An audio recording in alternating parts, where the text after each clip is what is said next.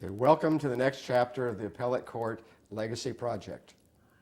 Today we are honored to have the opportunity to interview Associate Justice Betty Berry Deal, who served in the 1st District, Division III, for a decade, from 1980 to 1990. Is this okay, or? Yes, that's fine. Okay. All right, and we're ready to start anytime you like. Okay. Go ahead. Welcome to the next chapter in the Appellate Court Legacy Project. Today, we are honored to have the opportunity to interview Associate Justice Betty Berry Deal, who served on the 1st District, Division III, for a decade, from 1980 to 1990. She is a real pioneer in the law, the first woman to serve on the 1st District Court of Appeal. But that's not surprising, as pioneering runs deep in her roots, as you are soon to discover. I am Carl Anderson, a retired presiding justice on the 1st District. I had the distinct pleasure of serving together with Justice Berry Deal on both the Court of Appeal for 6 years, and before that on the Alameda County Superior Court for 2 years. Justice Berry Deal was born April 25th, 1921 in Reno, Nevada, and reared in Susanville, where her father was a distinguished attorney. She graduated from Cal in 1944 and attended Bolt Hall School of Law, where she met and married her husband, John Pierpont Deal. Sadly, she was widowed when John died unexpectedly of a heart attack in 1951. So at the age of 30, she was left alone to care for a 5-year-old daughter, Diana, and 3-year-old son, Thomas. She miraculously was able to finish her legal studies, pass the bar, and find a way for herself practicing law in an almost all-male-dominated profession. Now, let's find out from her how she did it, what she learned, and what we can learn from her. Betty, how was it growing up in Susanville?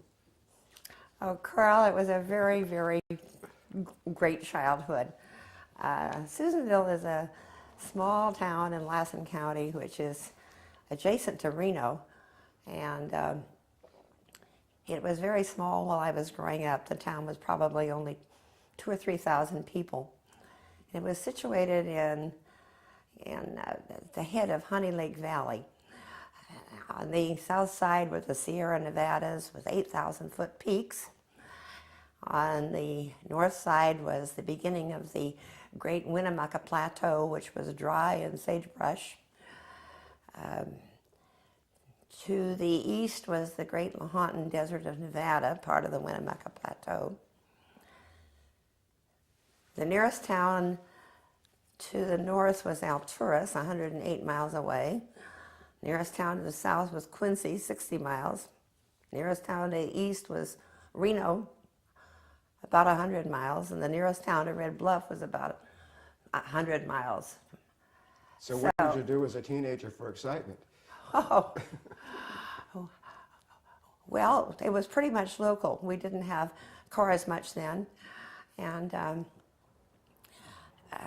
I had a very large family in Lassen County. My ancestors had settled there very early, and most of the entertainment was really kind of self-made, because in the 20s and the 30s, while I was growing up, there was no TV.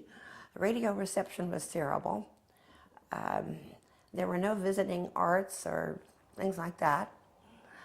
So the entertainment depended somewhat on the season.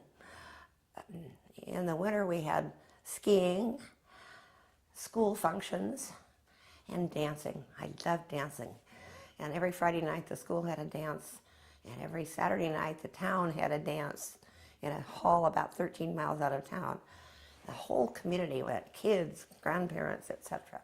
We danced from 9 to 3 a.m. in the morning. Well. And did you have any brothers or sisters? I had an older sister, about 5 years older. Next younger sister, Jo, was 3 years younger. My brother, Jim, was 8 years younger. My sister, Lynn, was 12 years younger. So we were really spread out. But I had 3 cousins from my maternal aunt's family, and 2 cousins from my maternal uncle's family. So I had lots of cousins, and we all spent time at my grandparents' ranch. We were down there, I think, nearly every weekend until I was about 13. So we made our own games. We played hopscotch, we put on plays, we played in the ditches, and so it was a very bucolic kind of growing up. So how many people lived in Susanville when you were there growing up? About 2,000 or 3,000. There were only about 18,000 in the whole county, and I swear I probably knew 70% of them. I could walk down the street and say hello to almost anybody. And it was one thing that I loved about growing up in Susanville was the tremendous freedom that kids had. You could go home after school, check in with your parents, and then you were free to roam. And we could go up to the hill in the springtime and pick violets. We could climb up to the bluff above Susanville, known as Inspiration Point, and look out over the whole valley. We could wade in Piute Creek. So it was a tremendous amount of freedom, which I feel sorry for the kids today who are so programmed and don't have this freedom. Did you feel any special pressure of being the daughter of such a prominent lawyer in town? Oh, I don't. Yes, some, but not tremendous. There really wasn't much of a class structure in Susanville. And I think the most pressure I felt was from my father, expected A's in school. But the schooling was very carefully supervised. We had Kelly Price, the truant officer, who roamed around town picking up anybody who was cutting school.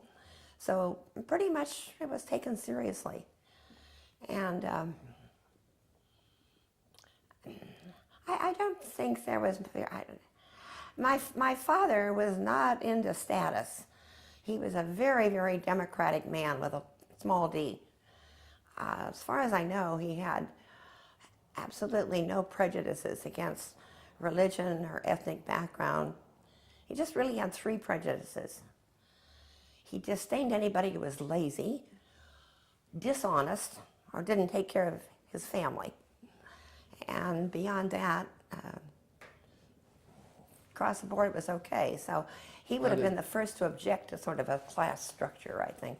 Did you spend any time with him in his law practice or get to know the practice of law there in Susanville from him? Oh, yes. Yeah, I was... his office was only 2 blocks from home, about 3 blocks from school. So after school, geez, even my early grammar school days, I would stop in his office for a nickel for an ice cream cone, and he was always happy to introduce me to his clients, and his secretary let me type on the typing machine, and so I was early on exposed to the concept of a law office and clients. And then when I learned to drive, when I was 14, I drove him to a lot of cases that he had. And if he had a case in Alturas, I would drive him, and he'd read his file while we went. Or we'd go to Quincy or even to Reno, because he was licensed to practice in Nevada, too. And Red Bluff, so I went to all the surrounding counties. And he was very proud of his 5 children. So I was always introduced to the judge and the other attorneys and the hotel clerk where we stayed. So it was a very great experience. Is this where you developed a love for the law and a desire to someday become a lawyer? Well, it was certainly where I developed a love for the law. I don't think Dad had any influence on my becoming a lawyer. He was pretty neutral about it. I think it was my mother who pressured me into law, or suggested it, really. She loved Felinda Spencer, one of the early women in California who practiced law. And Felinda was married to Ephraim Spencer, a lawyer, and helped him in his office. She studied to take the bar, And then her son died, and she gave up on that. But she practiced in justice court, which they could do then without a license, and helped her husband with a lot of work. She was also very active in the suffragette movement and took my mother with her on these suffragette tours. So mother adored Philinda Spencer, and I grew up hearing all these tales about this wonderful woman lawyer. And so that kind of inspired me, I think, to follow maybe Philinda's trail. And Philinda had two daughters. One of them was Gladys Spencer, who married Harry Burroughs, and she became a lawyer. And when Harry Burroughs died, why, Gladys Spencer was appointed to take his place. Gladys Burroughs. And she was the second woman Superior Court judge in California. Wow. And they also had a woman DA up there in the 50s. So Susanville didn't seem to have any great sexist differentiation. I mean, the women who held responsible positions, like the clerk of the Superior Court has been a woman since I can remember. And one of the women in town ran the major grocery store, and another ran the major bottling works. An assistant title company officer was a woman. But I think this goes back to the pioneer community, where coming across the plains, women were pretty darn important. And establishing the early farms, they were important. So I don't think there was any feeling that women were somehow not able to do whatever job they wanted to take. Well, now you graduated from the public high school there in Susanville? Yes, 1938. And did you go on to college at that point? Yes, well, this was 38, the height of the Depression. Right. And remember, we didn't suffer because Dad got so many fees in terms of produce.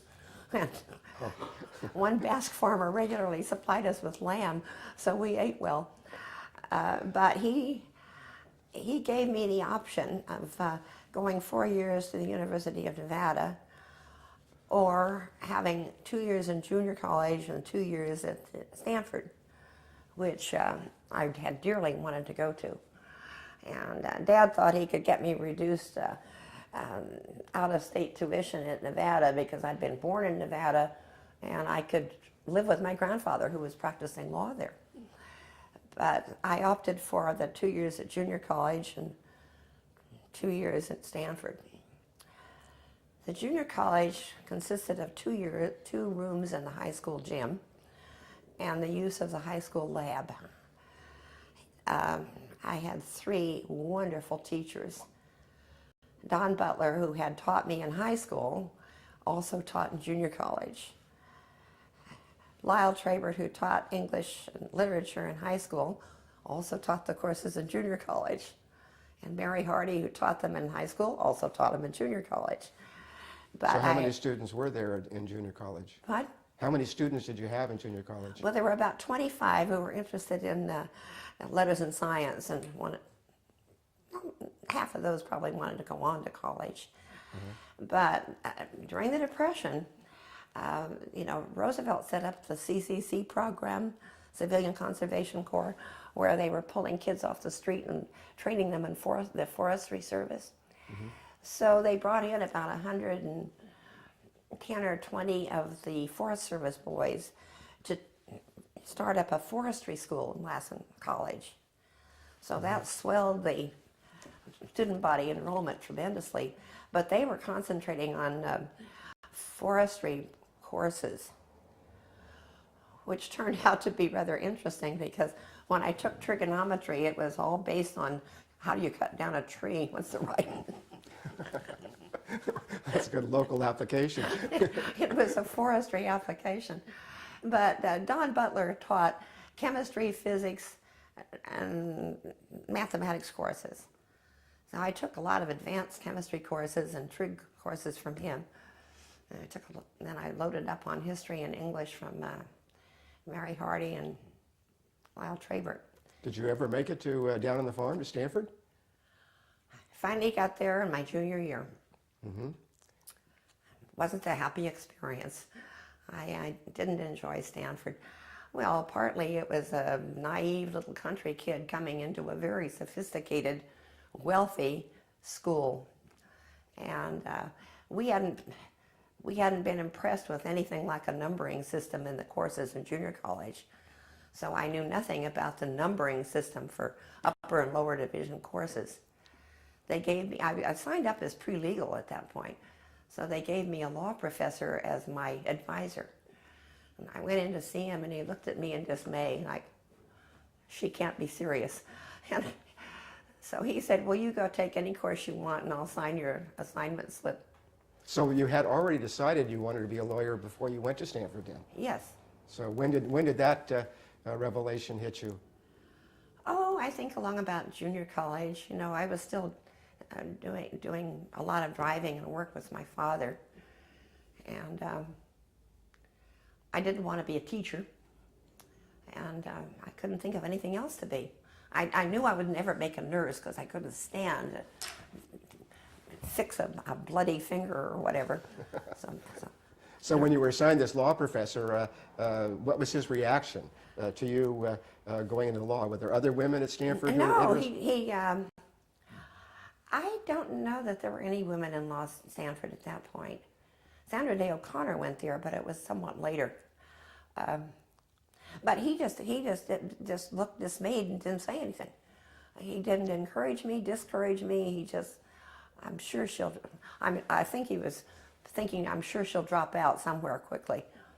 But anyway, I ended up taking 2 freshman courses for which I didn't get credit, and 1 graduate course in philosophy for which I had no foundation.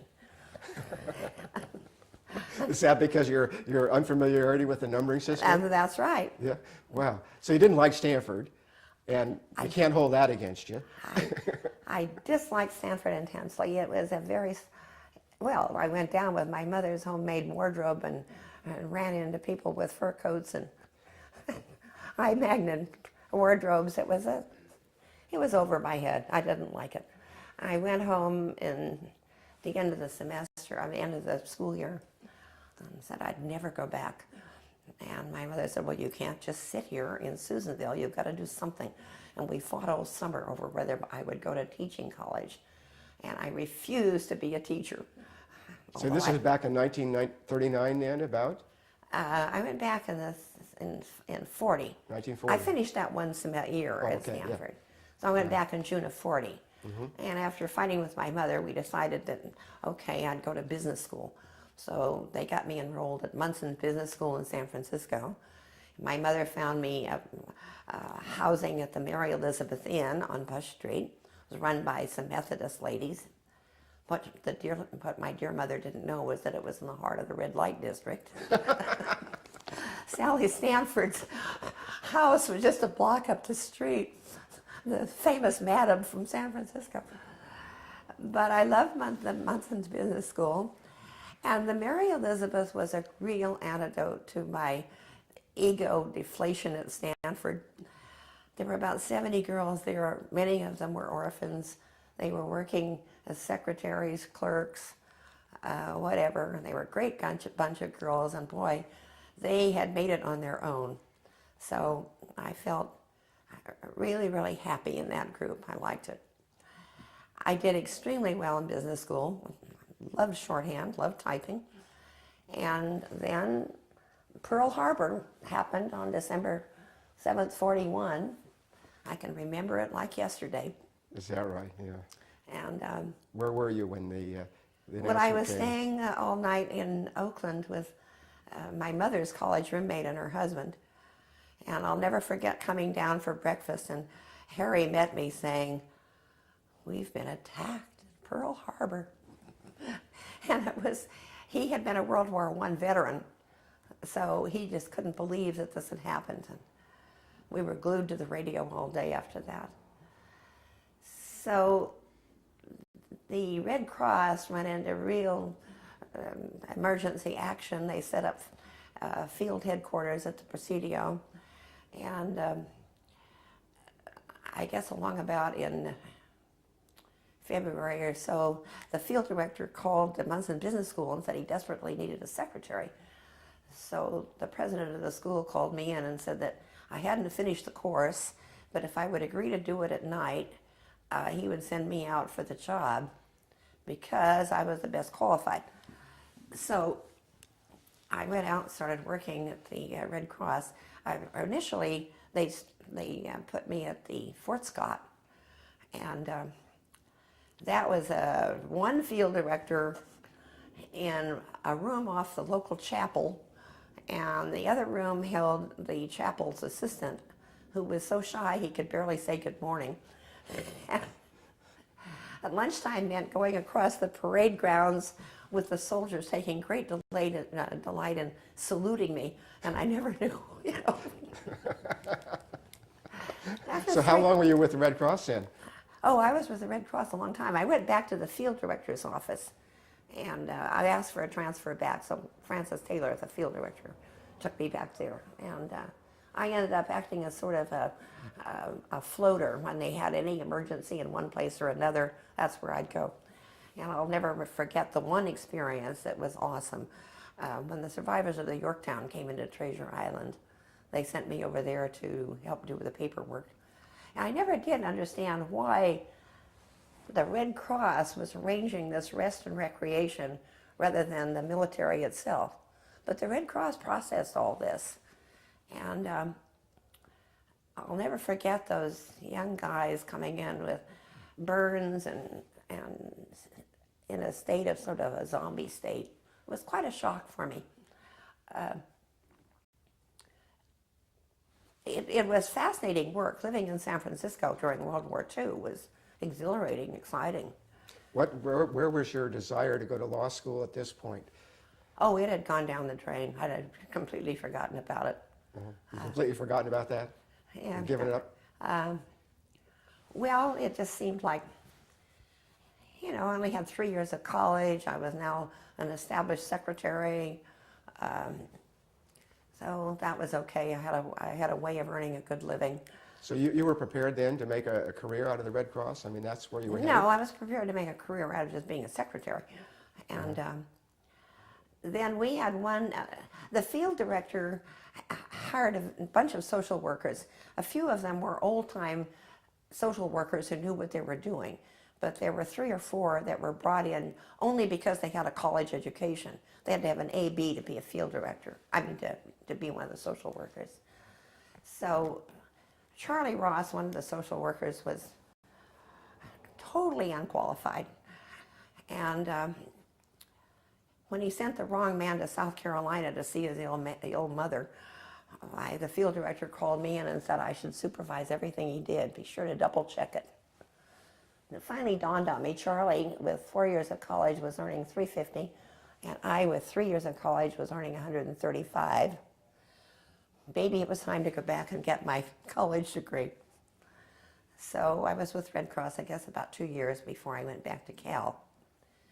And so it was while you were at the Red Cross then you decided to get your college degree, and then why did you decide to go to Cal?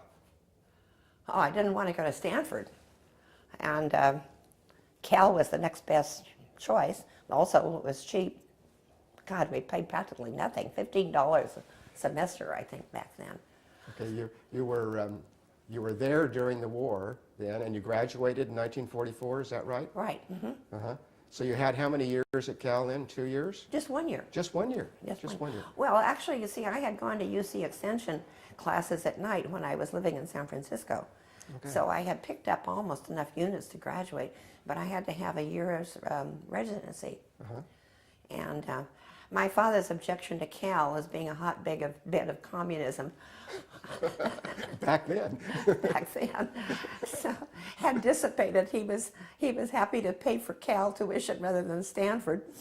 So, but my sister was going to Cal at the same time. So he gave us each $75 a month to pay for board and room, and then he expected us to work.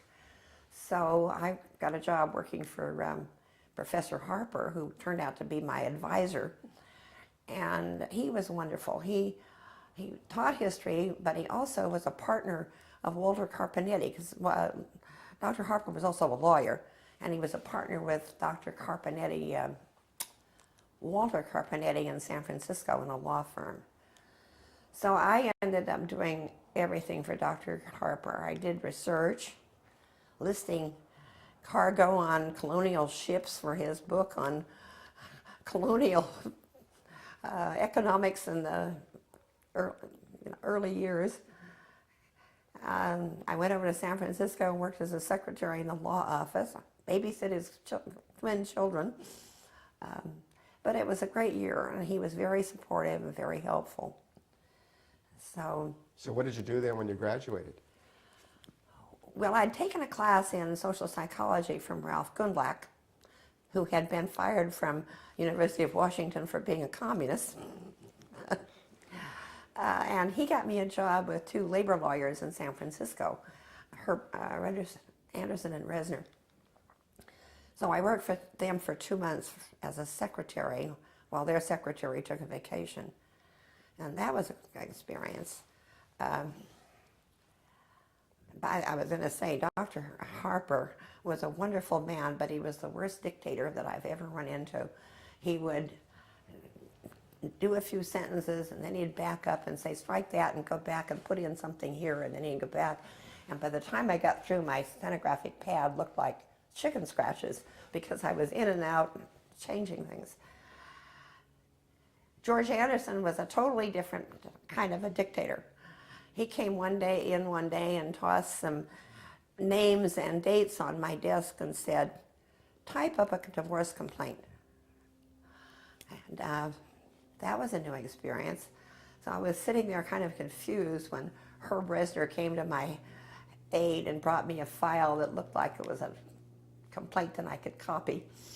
So here were two contrasting styles.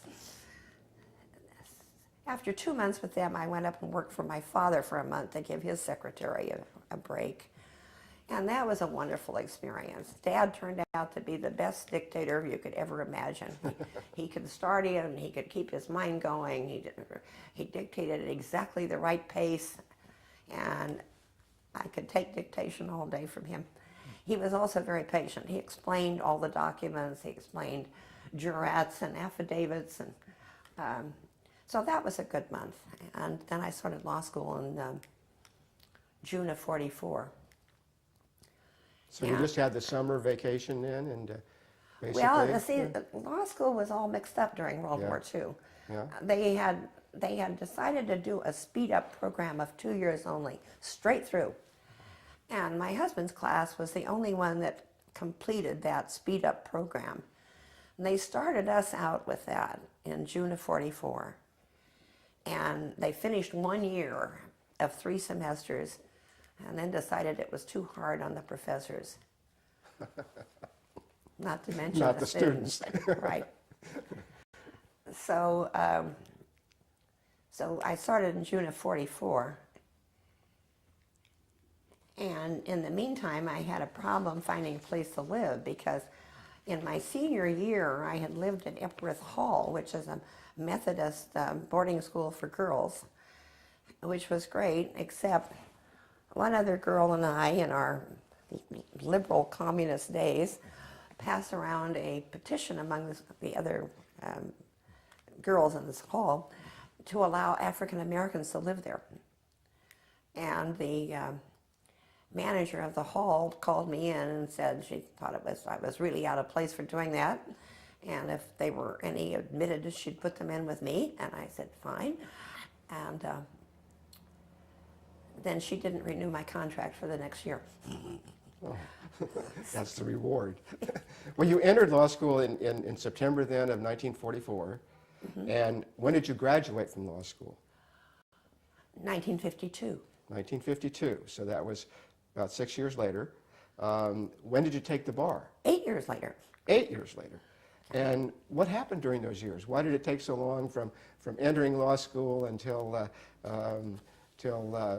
you actually started the practice of law?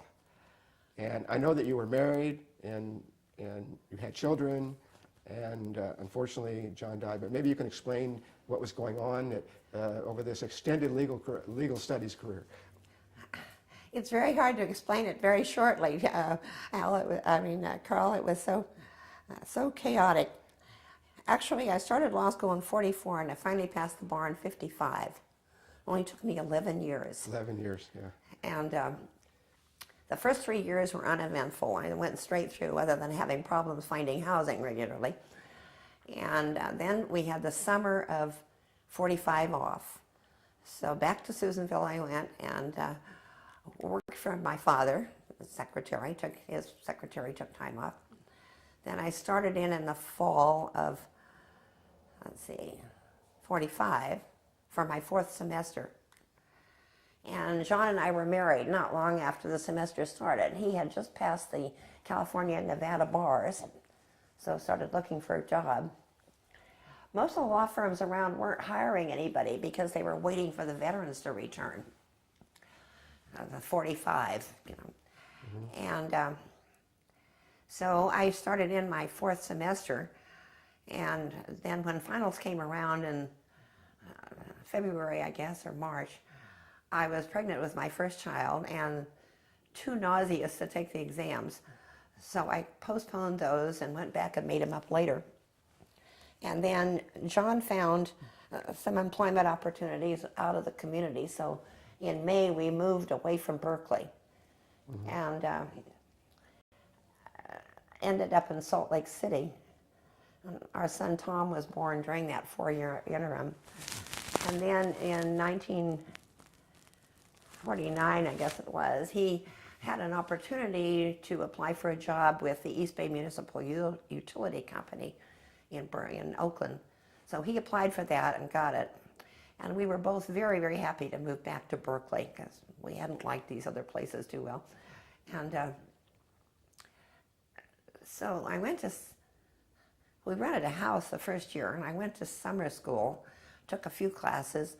We had a college girl living with us, so we arranged our classes so that I could take the children over to Bolt. She could watch them while I was in class, and then I could pick them up and come home. So that worked out for a couple of courses during summer of 49. So how many years had you had by this time of law school? Well, I'd completed 4 semesters. 4 semesters, right. Okay. And I'll never forget, Barbara Armstrong watched Dinah and Tom playing outside the window while I was in class. She called me in one day, and I thought, oh God, what have I done? And she said, I've been watching your darling children, and if you keep them in those starched iron clothes like you've been doing, you'll never have time to practice law. Good advice. So anyway, I started again. Now, was she the first woman professor at Bolt? Yes. Yes. Okay. And a well-respected one. Okay. Yeah. And were there many women in your class at Bolt? Well, I started originally in 44 as a World War II, class. Mm-hmm. And there were only about 56 in the class. There were about 9 or 10 women. Wow. So, but there really wasn't any prejudice against women because Barbara Armstrong had been there for so long. And there had been a number of women lawyers. There were quite a few in John's class. Elizabeth O'Neill was one, mm-hmm. the Alameda County Conciliation Counselor. And so the prejudice wasn't bad, but the law school faculty was crazy. All of the young professors, of course, were off in World War II. So they brought in retired professors. And Henry Ballantyne, who was an expert in corporations, taught us torts. Barbara Armstrong, who was an expert in family law and labor law, taught us contracts. And Captain Kidd, who was an expert in criminal law, taught us negotiable instruments. So just proving how versatile they were. Well, they weren't that versatile. They tried, and some of them worked better than others. I think the only 2 that were really in their field was Dudley McGovney in constitutional law and William Ferrier in property law. I loved McGovney. He was marvelous. So, but that was okay. We studied hard. The one thing we couldn't do was ever mention Witkin or look at any Witkin summaries. Why was that? Well, they didn't approve of summaries. You had to do the Socratic case method down to the last minute. And you had to make your own summary. Right. And I still think the Socratic method needs adjusting in law school. And so anyway, I started back for my 5th semester in the fall of, let's see, that would have been, I guess, the fall of 50. So you're still balancing motherhood, and John's still at the East Bay Mud? Right. And I got the children in a nursery school so that they went all morning and I could get all morning classes. But after about a month after the semester started, John had a very serious leg operation, was in a cast for 3 months. So I dropped out again. And then the following spring, I started again for my 5th semester and managed to complete that semester with the children in nursery school, and I fortunately had classes first thing in the morning where the professors understood that I could not get there without being 5 minutes late after I dropped the kids off at nursery school. So the admonition was just walk quietly into the back. Well, that was very accommodating. Yeah, they were. Well, Covey Oliver was one of my first hour semesters, and he had 5 children, all under about the age of 8. So he was quite sympathetic. Yeah. And so then I finished that semester. So that was my 5th semester. Then John died 2 weeks, or a week or 2 after the semester ended. And I was just too grief-stricken and shocked to even consider going back to law school that fall. And did you stay in Berkeley then, or? Well, I went to Susanville for the summer, and then I went back to Berkeley. And the kids were sick a lot. It was just looking back on it, I really had amnesia during that period. I could hardly tell you what I did. Mm-hmm. I survived. Yeah. And then I started law school again in the fall, which would be my 6th semester, in the spring of 52, which would be my 6th semester. Uh-huh. And I finished that. And then again, I hadn't taken time for real recovery. And the children were young. They were too young to understand death. So they were terrified at the thought that I would leave them or disappear like John had disappeared. And so I spent most of my time just with them. We read books, we went to the park, we just kind of adjusted. So you're being mother and father to both of the children. Right, and I was terrified of that double responsibility. I wasn't sure I was up to it. Mm-hmm. So that was a bad period. And then I finally got around to selling the family home and looking for a house to rent. I ran into landlords who said they wouldn't take children, small children. So I finally found a rental in North Berkeley and went up to interview the landlord in that. And it turned out to be Bernie Whitkin. On Shasta Road? On Shasta Road. Yeah. And he and his wife owned almost that whole hillside, and they had built a small house down on Lower Shasta Road, and then they had built their big newer house up above Shasta Road. So there was kind of a hillside between us. Mm-hmm. So when I timidly confessed that I had 2 small children, Bernie said, "Bring your kids, your elephants, your parakeets, I don't care." So, oh, nice. I was happy with that one. And well, now did you had graduated from Bold already? Yes. At this point, and after taking care of the kids, had you any plans to take the bar at this point? Not at all. No? But actually I started having some thoughts when I sold the house and got relocated. I thought, maybe now with a new start I can take the bar again. Mm-hmm. I could take the bar. And so I got the kids settled in school. We got our move taken care of. And I took some half-hearted attempts at a law review course in San Francisco when I could get there. I studied my old 10-year notes and went over in the fall of I guess this was 52. No, the fall of 53. 53. It was the fall of 54. 54. I okay, was 2 yeah. years off. Yeah. And I flunked the bar. But I only missed it by 3 points, so I was encouraged to try again. If I'd missed it by an awful lot, I probably would have given up on it. But 3 points, I could make another stab. Uh-huh. In the meantime, Bernie came down the hill and said, "Looks like you're in trouble." And I said, "I am indeed." And so he said, "I'll give you the manuscript for my next summary to study from. If you lose it, I'll kill you because it's my only copy. And good luck." So I diligently studied Bernie's manual and a few other books, I think another book on equity, and went back and took the bar in the spring of 55 and passed it that time.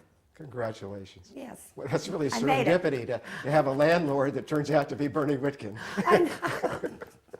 And the interesting thing is that I had barely heard of him before then because he had been such a prohibited source in law school. So Bernie and I became lifelong friends.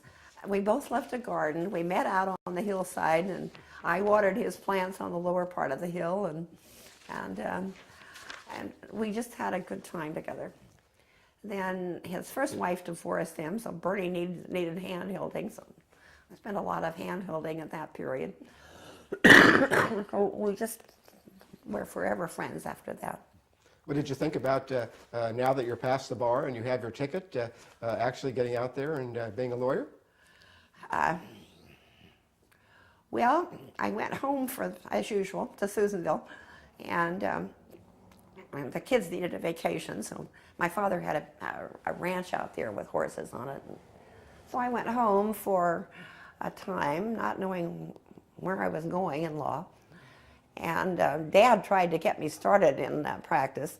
He sent me up to court to probate a will. And back in those days, you had to, put the surviving witnesses on the stand and the testatrix and get all that testimony taken care of. So Dad had run me through that, and I'd gotten through that fine. And then I froze. And I stood there thinking, God, what am I supposed to do next?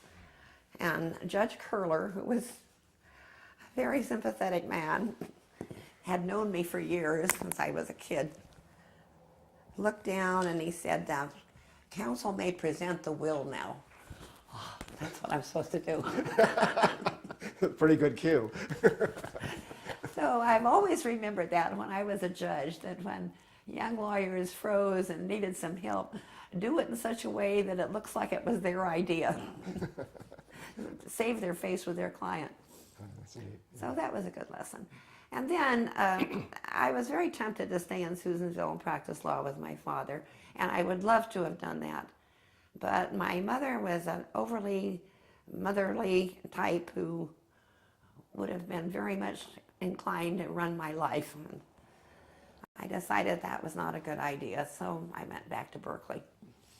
And soon got a call from Dean Keeler, assistant dean who was in charge of placements, telling me that he couldn't find a firm that would even interview a woman, let alone hire one.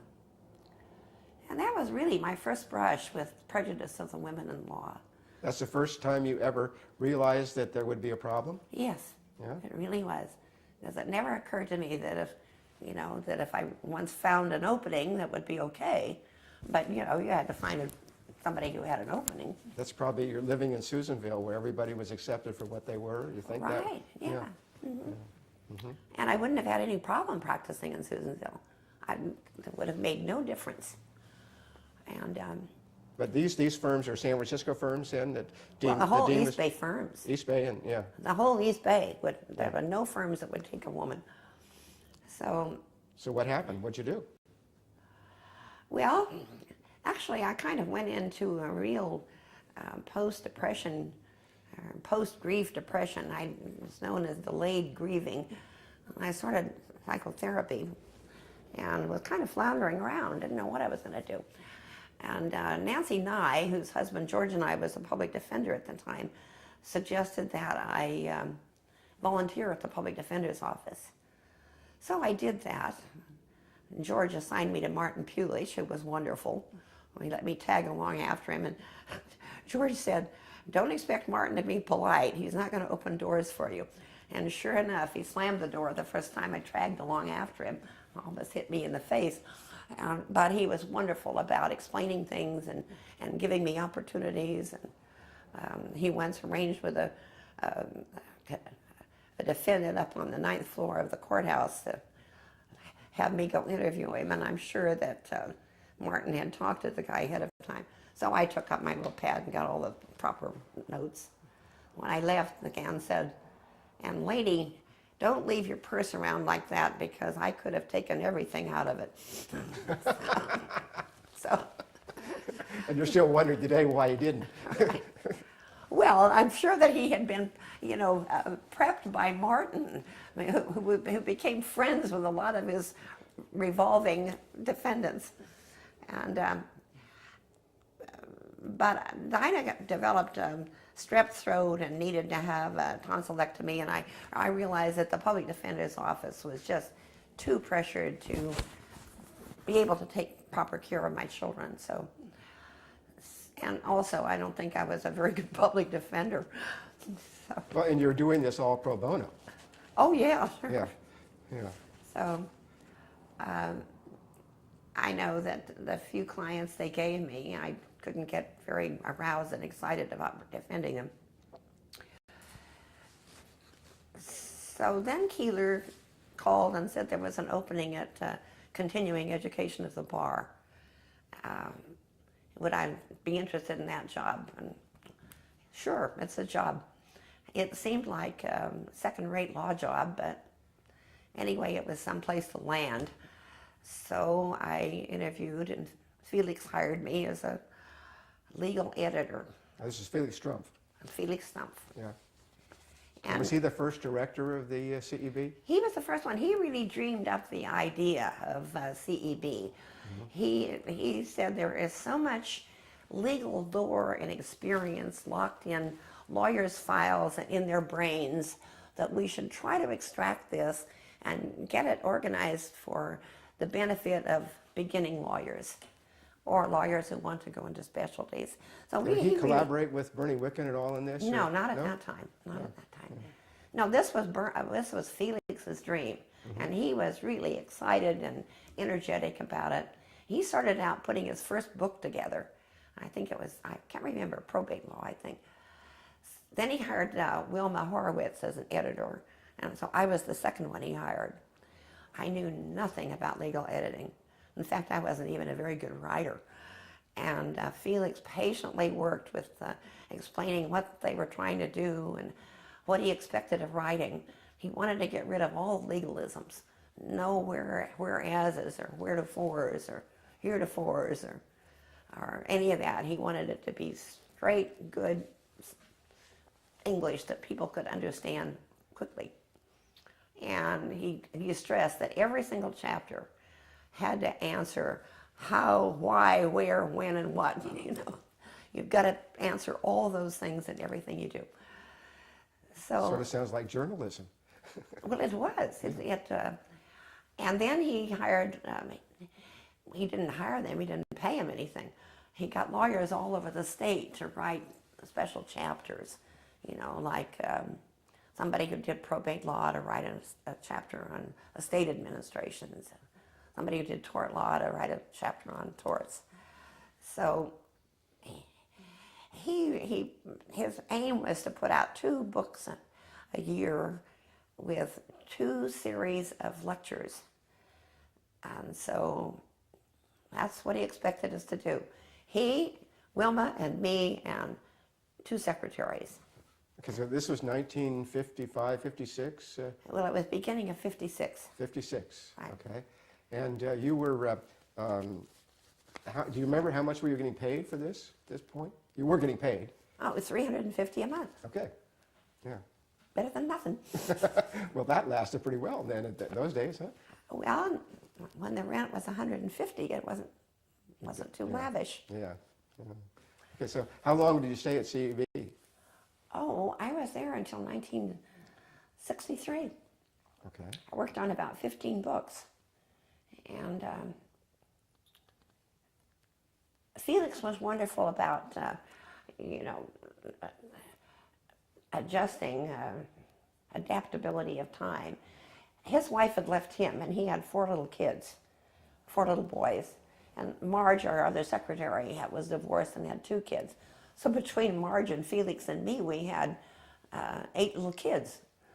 So we were all very adjustable and spent a lot of time doing picnics together and even camping.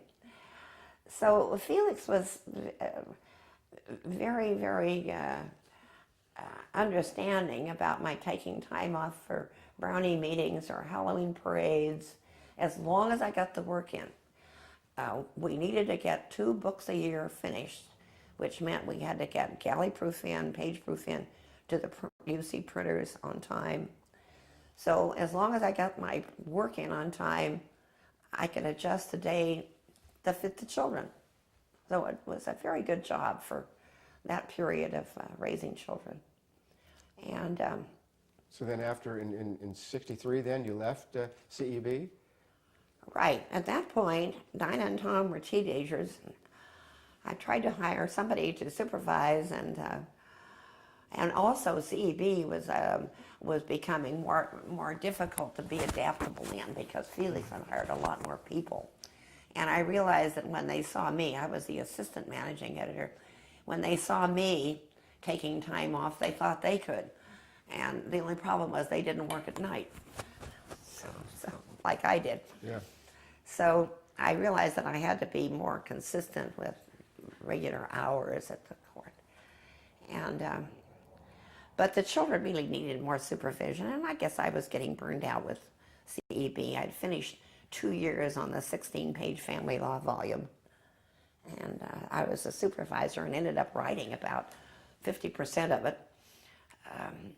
So I decided to just open my office in my home. So I interviewed in this room and had all my typing and files and everything up in the attic. I could climb up and down sprightly in those days. And So you're living here in Alameda. When you did you put a shingle out in front of your house? Or? no, I didn't dare do that. I put an ad in the yellow pages of the Chronicle. I mean, of the yellow telephone book. And boy, did I get a lot of sailors.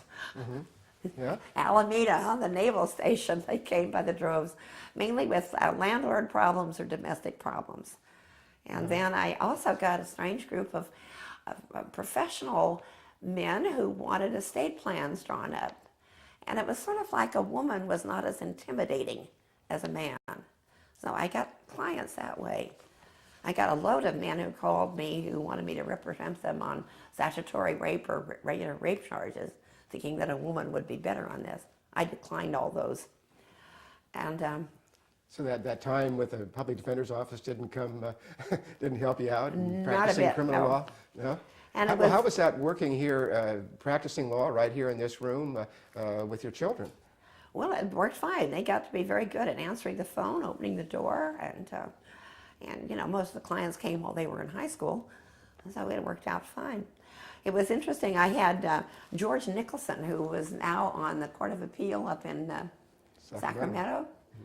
He was working his way through law school at the time, and he served as a process server. And I'll never forget one case I had where the defendant was a sailor, and I told George exactly where to go to how to serve him. George came back bewildered. He said, I went into that bar, and there must have been 50 sailors, all of whom looked alike. I didn't know which one to serve. So we had to go another way. But there were problems too. I had one client who had a psychotic husband, and he was a little scary.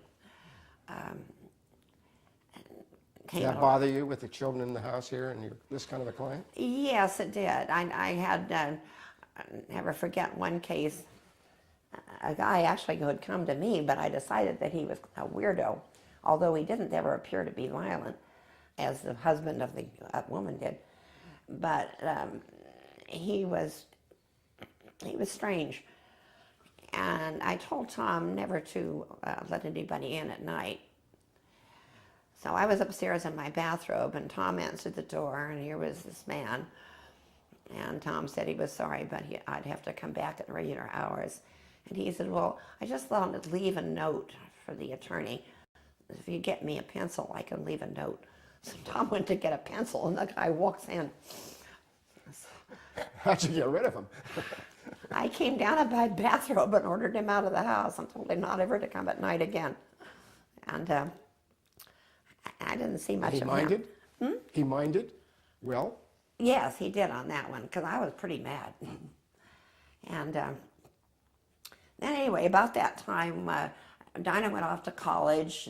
Tom had only one more year of high school, but he was very involved in sports. Actually, he was on the Northern California Shriners team, football team. So he made all the all-star teams, and so he was not really the problem with supervision that my daughter had been. So when McKnight Brunn called me to see if I wanted to rent an office, I was very happy. McKnight had been a childhood friend of my husband's when they lived in Salt Lake City. And they had lost touch with each other over the years. And eventually they were going up and down in the elevator together, and they started looking at each other thinking, you look familiar, and finally realized they were the childhood friends. So Was this when John was working at East Bay Mud? Right. And Mac was in a law firm in the Latham Square building. So we started seeing a lot of Mac and his wife, and John saw Mac every morning for coffee. So, you know, it was a long-time relationship. Mac had broken up his partnership and had rented a suite in the Latham Square building, and he had an extra office. So called and asked me if I wanted to rent it from him. And by that time, I was ready to get out of the house. So, by the way, I made practically no money when I first 3 years. I think You I paid had, the rent. Yeah, I paid the rent. But anyway, I started working with Mac, and he again was a mentor like Felix had been, and like Martin Pulich had been, and like Bernie had been. Mac was wonderful. He was a lawyer's lawyer, and he really pushed me into becoming more efficient and learning how to dictate. I was writing everything out, giving it to my secretary. He came in one day, exploded, and said, when are you going to learn to be an attorney and use a dictaphone? So I stayed there one night and learned how to dictate, remembering my father. And so after about a year, my Mac said, I think it's time we became partners. And that worked out extremely well because Mac was a mentor and I didn't mind being corrected. So we went into partnership and then moved over to the new Kaiser building, where we had a really slick but terribly small office. I think my office was 10 by 10, barely big enough for a desk and a chair. And then Mac wanted to expand his practice, so he joined up with Leo Helzel and Charlie Layton and Don Falconer, and they talked about combining partners. Leo didn't like the idea of a woman partner. And Mac said, well, if she doesn't go with us, there's no partnership. So Leo finally agreed, okay. I never met him before our partnership. Now, what year was this, Betty? Well, this was about, let's see, 64, 65. 64, in the city of Oakland, the county seat of Alameda County, and Leo didn't want a woman partner. Right. Yeah. So how'd you get around that? Mac was adamant. The woman comes or I don't. So Leo finally said, okay. And so I met Leo for the first time when we had a big open house for our new offices. And then he started kind of having a joke with it, saying, it isn't everybody who has a partner they can kiss. So you brought him around. Well, I didn't bring him around. I guess he brought himself around on that one. But Anyway, the partnership worked out pretty well. We had a young partner, Peter Rochios, and another couple of young apprentice lawyers, Gene Miller and Tom Cooper. And the partnership was kind of beginning to roll along. And then Mac brought in Bill Dunbar, and our young partner, Peter Rochios, developed an inoperable brain tumor. So we carried him for about 18 months. And it was very difficult because our firm wasn't that up and going. And then Bill and Mac started having personality clashes. So I think we finally decided that it was just better to break up the partnership and people go their own ways. So Bill Dunbar started his own office and I started my own office. We were close to each other in the Ordway building. Mac and Charlie and Gene Miller went in with the Miller Star and Regalia firm. I don't think they joined partnerships, but they took space there. Leo joined the Bill Coblin's firm over in San Francisco. And I was very flattered because each one of them invited me to go with him. So I decided, okay, I was accepted. Even Leo invited me to go with him. So then you knew you could do it on your own. Yeah. I'm going to interrupt for just a minute to stop tape. I need to. Now? Yes. Oh, okay. So how long were you practicing then by yourself in the Ordway building? Oh, I think it was about 2.5, 3 years. 2.5, I guess, by myself. But I've been practicing family law by that time by nearly about 14 years. Well, 14 years by the time I was appointed to the Superior Court. Well, you became one of the most well-renowned matrimonial lawyers in Northern California about this time, and how'd you feel about that? Well, I felt great. I liked being a family lawyer. I loved it, really.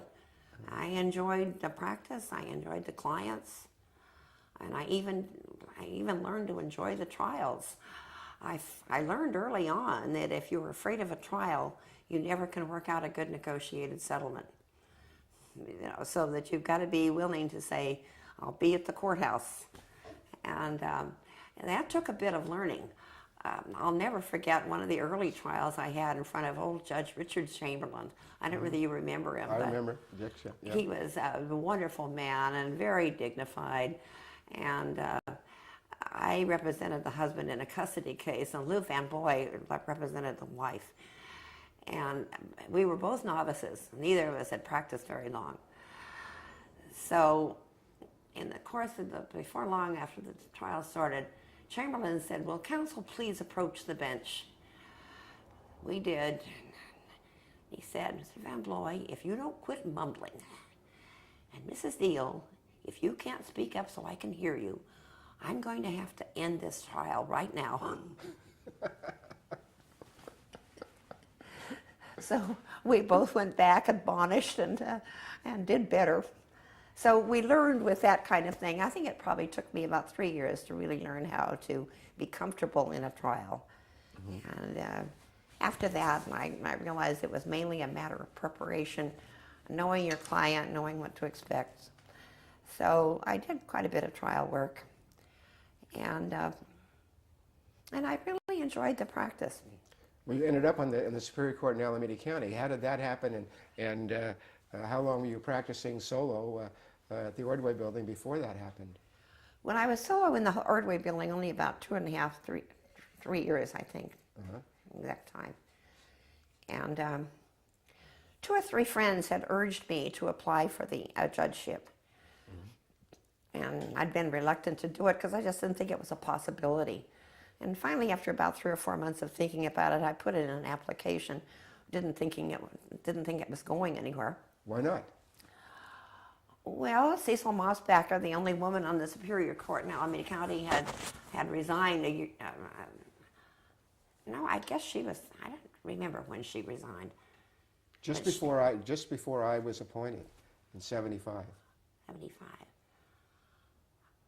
Okay, well, she had resigned, but I didn't think that, that it was very likely that a woman would be appointed again.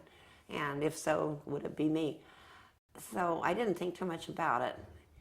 got in my application, and then I guess it was in February of 77, Tony Klein called and said the governor wanted to appoint me. I said, fine. He waited. The announcement came so that he could appoint Clint White and me on the same day to the trial court. And Clint was black and I was white, and we had been tokens before this. We were both appointed to the board of directors of the Alameda County in 1970. He was the black, I was the white, and a white woman. And then you ended up in the Court of Appeal on his division. Right. And did you both consider yourself tokens? We tracked each other all the way along. So anyway, I was very happy for the appointment, and also a little surprised. I didn't really expect it. But boy, was it chaotic to leave a sole practice and go on the court. You know, if you leave a partnership, you've got people to handle your cases. Right. But with a sole practice, it's tough. And my old regular secretary had to leave in December because her husband wanted to move to Carmel, or Pacific Grove, I guess. So she found me a temp person who tried to work it out, but she just was, you know, over her head with all the files. So that was real chaos. And fortunately, Bill Dunbar took over a number of cases for me, and I farmed others out. Well, actually, I notified the clients and asked them to find another attorney. And some who couldn't, I referred to Bill. And then I wrote dozens and dozens of letters terminating my employment so that people wouldn't serve modification actions on me. Mm-hmm. So it was chaotic. And I started... So how long did that take then to get your practice in order so you could assume the bench? Well, I think it was about a month. Mm-hmm. So I guess I was sworn in March, I think. Mm-hmm. March of 75, mm-hmm. right? 77. 77, right, 77. March of 77, yeah. And Judge Hove, who was the presiding judge, called me and said that he would put me in a non-jury domestic calendar first so that I could sort of get used to it. Then the morning I was to start, having brushed up on all my family law, he called and said, you'll have to go to juvenile court. Judge Carl Anderson's parents were killed in the Tenerife airplane accident, and he's had to go. So would you please go to juvenile court? Well, you'd be right at home there, Betty. The court had never been in better hands. Jiminy. Well, I had the juvenile calendar, and I hadn't had any criminal law at all, except for this brief little 3 months in the public defender's office, which wasn't enough to give me very much experience. I had sat through a number of criminal trials with Dad, but that was different than knowing criminal law. You know, I knew how the feeling went of the trial excitement, but not the law. And I'll never forget the first morning when the assistant deputy public defender and deputy DA were there, and the deputy public defender said, well, Your Honor, you'll have to rule on the 1538.5 motion first. And I said, what code? And I thought the public defender was going to faint. He was astounded and carefully explained what the code was, and I think he was more astounded by my ruling, which I overruled it, of course. And then he and the DA decided that it would be a good idea every morning to get there early and sort of review some of the problems with me. So we did that for the month. The dependency cases were fine. I did okay in those. Yeah. But boy, was I glad when you came back. I was over my head. So then I went into a regular non-jury domestic relations calendar, and that was okay. And 6 months after I'd been on the bench, the Southern Alameda County branch opened, and Judge Sabra called and asked if I would take the domestic relations calendar down there. And I wasn't too excited about going to Hayward, but I was sure excited about a domestic relations calendar because it had been pretty well taken over, I think, by McKibben, I'm not sure, in North County. So I took that assignment. I think you went down at the same time. I did, yeah. You went down in criminal law. Right. Mo was very very persuasive in getting us down there. He was. I wanted to stay in juvenile all my life. But I was exposed to your department. Every time you take a vacation, I would get 2 weeks of straight family relations. And I learned to appreciate my wife and my kids during that course. Well, I loved that assignment. I was down there 3 years and just thoroughly enjoyed it. Yeah. And we did a lot of interesting things. First of all, the lawyers were hiring psychologists to evaluate their client and the child. And then they'd come into the court with these lopsided opinions on where the child should be. So I regularly called meetings of the South County Bar. And I told them that there was nothing I could do to prevent this practice. But I just wanted them to know that I wouldn't give such testimony very much weight. And if they wanted a good evaluation, I wanted both parents and the children seen. And then I could get an objective evaluation, hopefully. And so then I started getting some very prominent Berkeley child psychiatrists interested in coming. And I had to get them assured that they would not be ripped apart on cross-examination if they did a careful objective evaluation. Lots of tough problems of cases. So I got Kent Zimmerman, who was the director of Children's Hospital Psychiatric Unit, Bob Schreiber, Byron Nestor, and got the attorneys to agree to hire these people as independent experts. And they would read their report and they could write written comments, but no cross-examination on the witness stand. And they went along with it, and we got some really very good help with custody cases that way. Then they were doing sloppy paperwork, so we called another meeting, and I set up what I thought was a sample custody visitation order and asked for comments. And they were good about comments. I regularly would call the meetings and ask them to give me feedback. Some of them were critical, some of them had good ideas. So it was a happy 3 years down there. I really enjoyed it. And developed a good relationship with the South County Bar. Actually, they had a huge reception and named me the family law judge of the year, I think. Southern California, I forget what. Southern County. Was it while you were doing the family law in Hayward that the Chief Justice called and asked if you would like to come to the Court of Appeal for a little assignment? A pro tem assignment, yes. And that seemed interesting, so I went over there for 2 months on the pro tem assignment, got to meet all the other justices, and I still believe that they gave me all the dog cases. Why not? Some of them were just horrendous. And I had several criminal cases, of course, which were totally over my head. And I never forget Justice Elkington, who was such a dear. I was assigned to the First Division, which was Elkington, Racanelli, and Newsom. I can't remember if there was anybody else there or not. I guess I was the fourth. And I never saw Newsom, but Racanelli tried to be helpful, and Elkington was just a dear.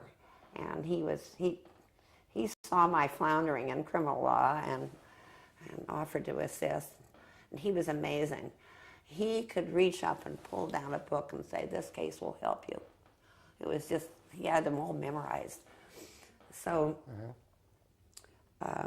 Do you know why you were selected by the Chief Justice? I have no idea. Yeah. Except that I think by that time that probably Jerry Brown was looking around for who he could appoint, because he came on as governor with the idea of changing the courts by appointing women and minorities. You know, he was very critical of the courts. Right. So he was going to update them. And I think it may be that, you know, he and Rose Bird were very close friends. So it may have been kind of a run through to see what would happen. Did you find out from, you ever have any any discussions with the chief about this assignment, or No. did she talk to you when you left? Oh, yes. We didn't have any discussion about my assignment, but she did talk to me when I left and asked me what ideas I had. And I told her that I didn't understand why I had been chosen, and there were lots of other judges on the court that were more experienced that, you know, should have this assignment. I also pointed out that she tended to be choosing people that were Democrats. You told her that? Yes. How'd you react to that? She just said, "Oh, you know." She didn't have much reaction to that, except as she started appointing Republicans. Well, I know you came back on Monday, and the next week, Mo Sabra was asked by the chief to go over to San Francisco. So we always thought maybe you had something to do with that. Yeah, I did. I pointed out that there were Republicans on the court too. And actually, I think I started changing my political viewpoint about that time. I found when I went on the court that most of the Republican judges were very solicitous and very helpful. And I didn't find that with some of the Democratic judges who... Did you think there was a division on the court based upon what governor... I think there was quite a division on the Yeah. court between Democrats and Republicans. I don't know that it was, you know, any problem, except in terms of personal relations. But, and I guess it's always been that way. And probably it's a good thing that, you know, you have a governor come in and appoint a bunch of Republicans, then you have another governor come in and appoint a bunch of Democrats, then you have a bunch of Republicans, then a bunch of Democrats. So it kind of keeps it balanced, which I think is a good idea. I'd like to see a balance on a court, conservatives, liberals. It makes for conversation.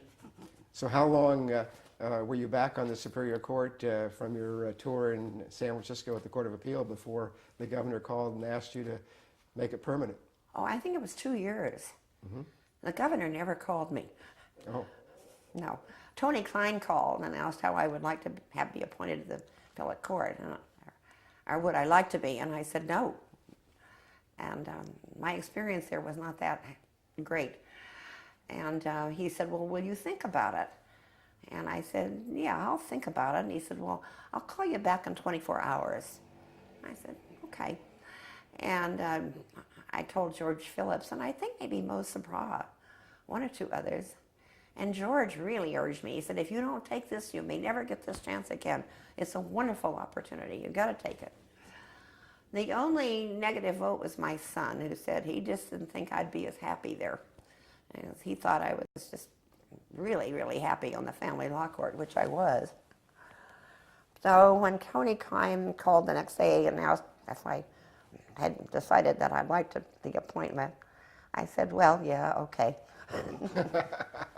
I wasn't enthusiastic about it. And I was appointed to the 3rd Division. Justice Clint White was the presiding justice.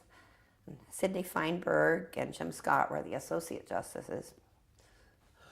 I was the 4th one. And You replaced Paul Halvonik, didn't you? I replaced Paul Halvonik. And Jim Scott had been really in a dissenting mode ever since Paul Halvonik was appointed, because Clint and Paul and Sid always made up two of the 3 necessary justices. So there was no way that Jim Scott would ever prevail in upholding a search. They were all turned over.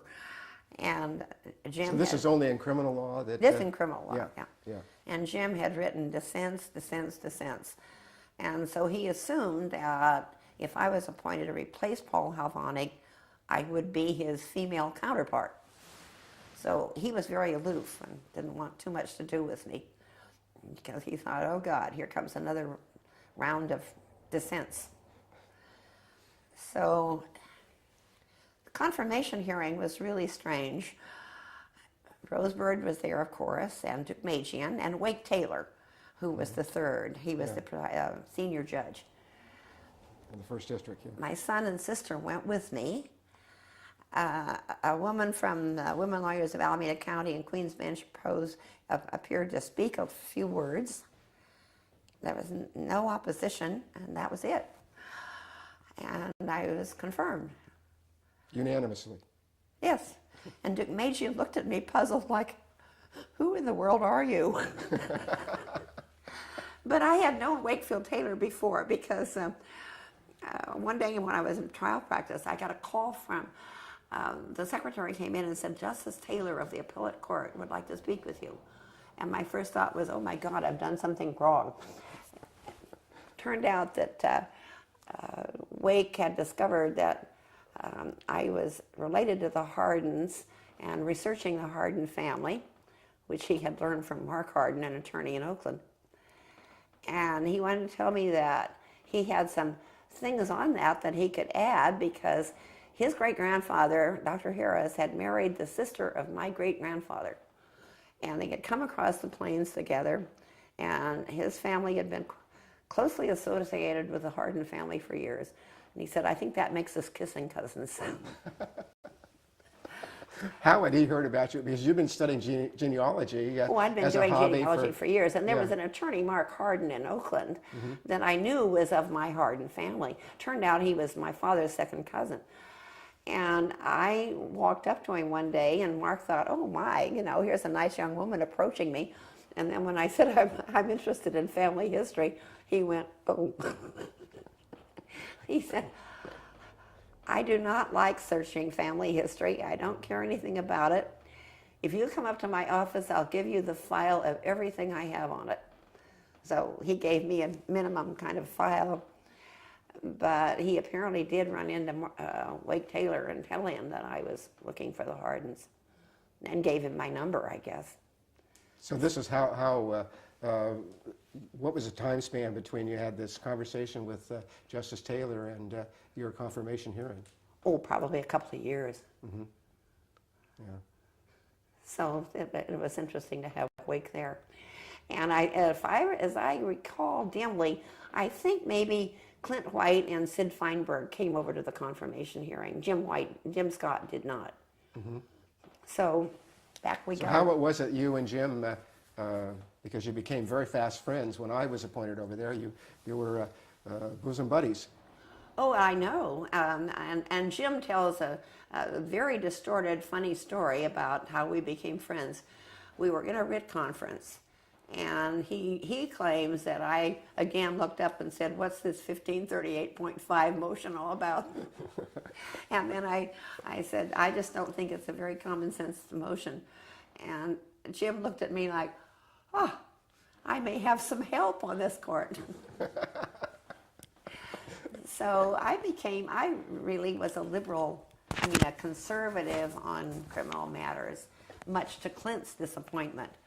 In fact, he one time told me that if he had known how conservative I was, he wouldn't approve my appointment. And anyway, Jim and I became fast friends.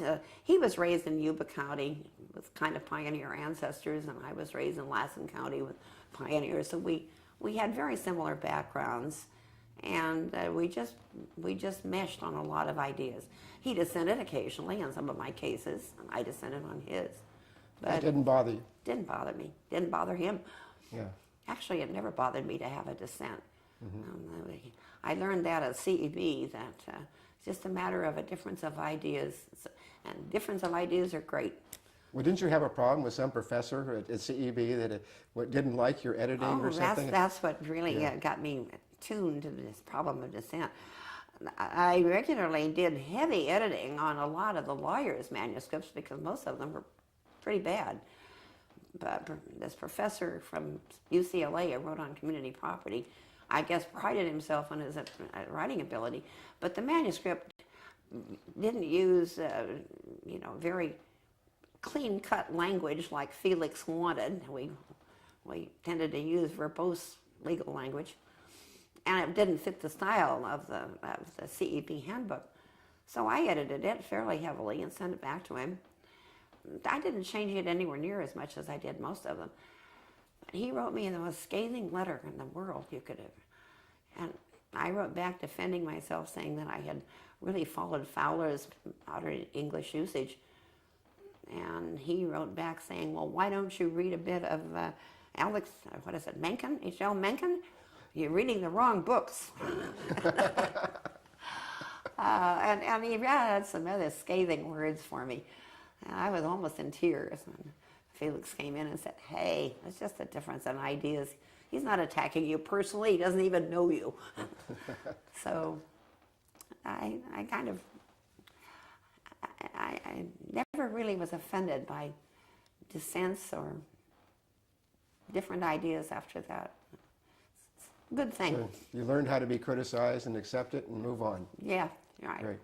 So I had no problems with being criticized, and it didn't bother me when the Supreme Court depublished me or reversed me. No problem. That's because you were so busy in the next cases because you Right. didn't have time to worry about the last Right. cases. I had a few run-ins with Clint. We had a couple of cases where the parties were black, and he became rather defensive over them. And I pretty much was colorblind. I thought the trial court did the right thing, and I was not protective of any particular group. I was pretty much colorblind and gender blind. I love men, I love women. Black, purple, whatever you want to have it. So I got that from my parents. They were pretty. That's the Susanville roots again. Yeah, that was pretty. They were very colorblind and gender blind. And Clint had, of course, a tremendous amount of pressure from the African American community to be supportive of the black people. So I could understand the pressure that was put on him. So we had a couple of run-ins on a couple of those cases, but we managed to get over it. So you were on the Court of Appeal for 10 years then. Was Clint the presiding justice for that entire 10 years? The whole entire 10 years. Mm-hmm. Yeah. The first meeting I didn't feel any prejudice on the court at all. The first meeting was a little strange, however. But you were the first woman appointed. I was to the court. first woman. Okay, and the court had monthly meetings. Monthly meetings. And how'd those go? Well, the first one was strange. Justice Caldecott was the APJ, the presiding justice at that time. And he called a meeting, didn't acknowledge my presence, didn't acknowledge that I was a new justice, and nobody said a word. And he gave a brief report, and they adjourned, and I said, and that's the monthly meeting? That could have been done with a memo.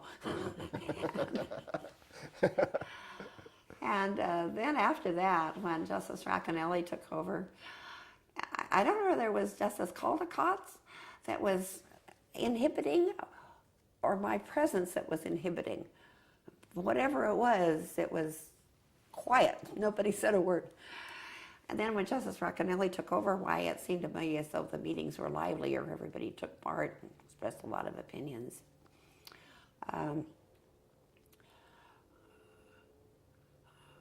We had some very interesting experiences in the writ conferences. I enjoyed those. The four of us would usually meet together. Maybe only three. I can't remember whether all four of us went or three of us went. And then Jack Dorr, the writ clerk, would come. And Clint used very, very lively four-letter words for the first several writ conferences. And finally, about the fourth one, he looked at me and said, "Betty, I apologize for my language. I didn't think about using this kind of language." You were just one of the boys? Well, he suddenly noticed I was a girl, I think. I said, "Clint, for heaven's sakes, I was raised by a country lawyer. I've heard this kind of language, and it doesn't faze me. I don't mind. Go ahead." He said, "But my mother would." So he cleaned up his language after that. So the writ conferences turned out to be very eye-opening for all of us, I think. I had a great staff. Initially, I kept Paul Halvonik's secretary, who kept reminding me that I wasn't doing things the way Paul did. She regularly didn't show up. She was a catastrophe. And I finally fired her, much to the amazement of the court, because people didn't fire people. So. Is that when you hired Sue? And that's when I hired Sue Valenta. And she was an absolute jewel. Perfect, yeah. She was wonderful. Yeah. She was an English major at Cal. She knew more English grammar than I did. She was a computer specialist. And she was just a gem. And then I had Richard Inlander, who had been there for quite a while. And he knew a lot about criminal law and was very helpful with that. As your research attorney? As my research attorney. He brought me an old horn book on criminal law so I could brush up on just the substantive part. And he was very, very helpful in holding my hand through a lot of the criminal law cases. I didn't always agree with him because, you know, when I got there, everybody was so used to overturning every search. I kept thinking of Roger Trainor's opinion. You know, Trainor applied the exclusionary rule back in 1955 before the U.S. Supreme Court got around to it. Right. And I was at the public defender's office at the time, and I was grateful for it because I had known about police brutality and coerced confessions and things. But I'll never forget one line in the opinion, and I can't quote it exactly, but it was to the extent that he assumed that trial courts would use common sense in applying the rule. So when I got to the appellate court, I began to think that maybe the appellate courts should use common sense in applying the exclusionary rule. So I was a bit on the conservative side. You know, I could throw them out when they were too bad, but when they were just tiny infractions, I couldn't go on. Use common sense then. I used common sense. How did you find oral argument at the Court of Appeal? Was that helpful or? Not too much. Yeah.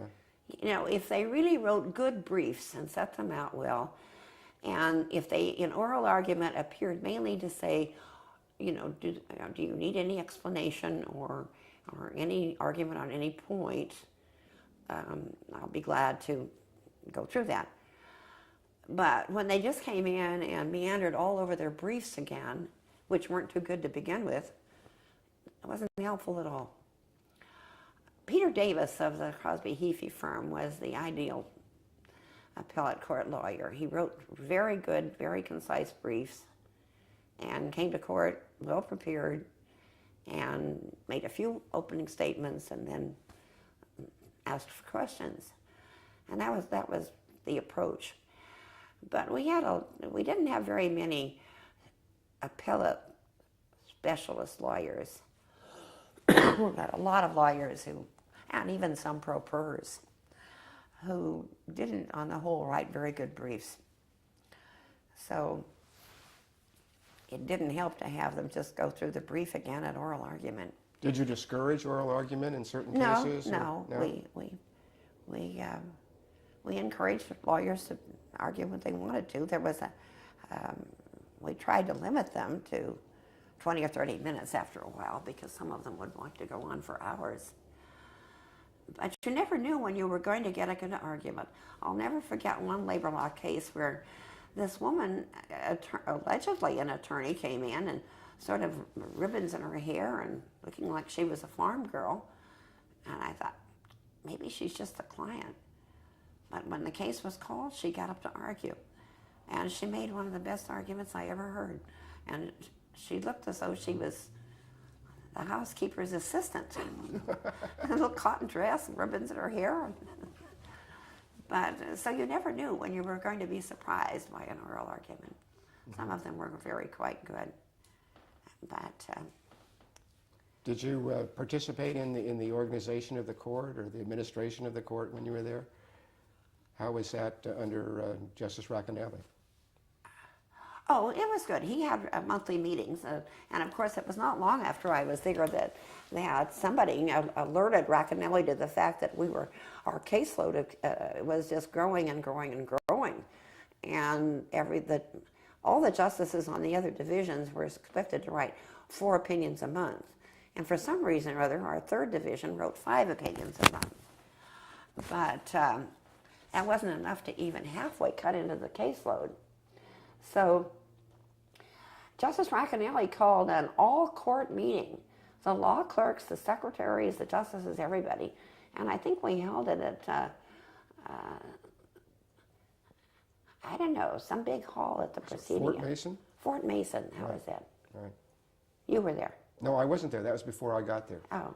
Yeah. And reviewed the caseload and how we were going to have to go into some kind of a remedial action to be able to break through the caseload. And so he actually asked questions and said, well, as near as he could see, that we were going to have to just really speed up production. And that's when I think they got the idea of adding pro tems to each division so that they could break into teams. And I know that Peter Anello came and worked with Jim Scott and me. Ed Stern came and worked with Sid Feinberg and Clint. And I don't quite remember what happened to the rest of it. Seemed to be as though there was another justice, another team in there. Anyway, we went on a speed up with 12 opinions a month for each of these groups. Mm-hmm. And Peter Anello and each division, it wasn't. No, it was 12 opinions per justice, that was it.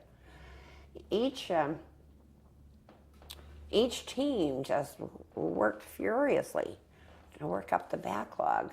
I know it was going too fast for me because I hadn't been there very long. Mm-hmm. And Jim Scott said, don't you worry about it, just be willing to read it and sign it.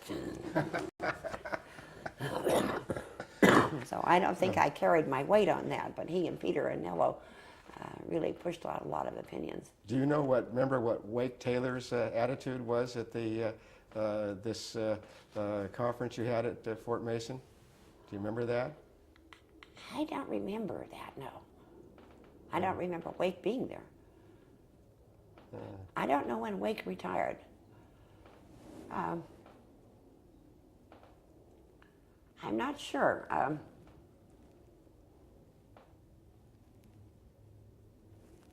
Well, it's not important. But yeah. No, it would be interesting. I can't recall that. I know that it was a huge meeting, and we certainly went into a heavy production mode, and so we kept up. Was this successful then? Yes, we really whittled the backlog down, and then from then on, we kept up a much heavier burden of writing. How do you compare your experience on the Court of Appeal as compared with your experiences in the trial court? Oh, they're totally different animals. I loved the trial court. I loved the mix of lawyers and litigants and the constant excitement and going on. On the appellate court, you have no relationship with the lawyers or any litigants, and you have mainly just the people in your court. And our division had moved down to the 3rd floor, so we didn't have too much association with the people on the fourth floor, except in the way of monthly meetings. But the fortunate thing was that we had a very, very good division, very compatible. We had good quarters, and everybody knew everybody's secretaries and law clerks. You think there's a lot of congeniality then on the court? Yes, there was. And early on, I learned that being a woman among a bunch of men presented some problems socially, and that I learned this when I was a law partner. I invited Peter Rochios to go to lunch, and the poor dear thought he was supposed to pay for it because in those days men paid for meals.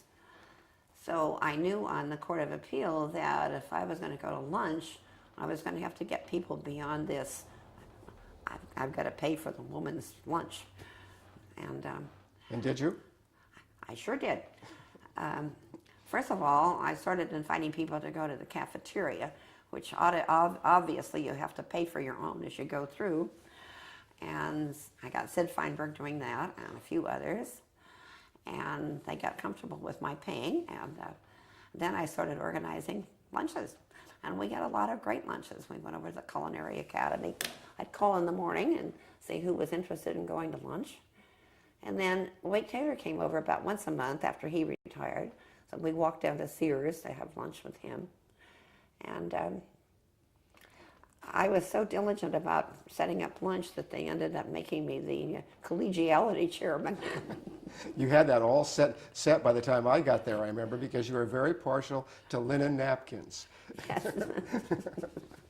Okay. But I liked the Culinary Academy. It was a good place. Although we actually had a lot of good lunches with Harry Lowe, who arranged special lunches at the various Chinese restaurants around. Right, remember that. So that was fun, too. With fortune cookies, right. Right.